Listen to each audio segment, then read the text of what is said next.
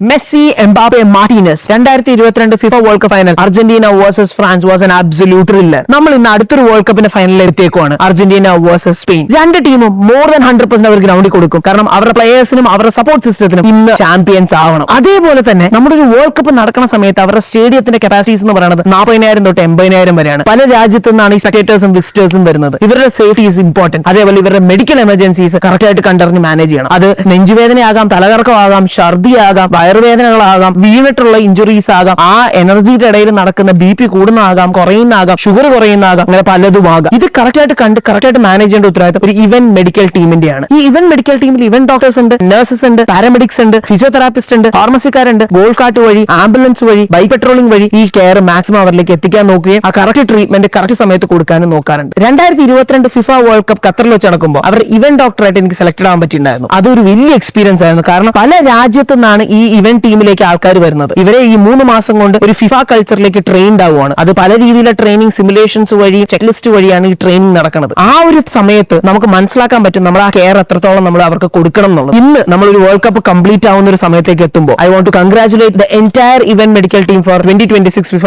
World Cup. കാരണം നിങ്ങൾ maximum care കൊടുത്തുകൊണ്ടാണ് അവിടെ ഒരു സേഫ് എൻവയറമെന്റ് ക്രിയേറ്റ് ചെയ്തത്. അതേപോലെ ഇന്ന് is going to be an absolute thriller again. Another final, Argentina versus Spain. Let's hope the best team wins. Thank U.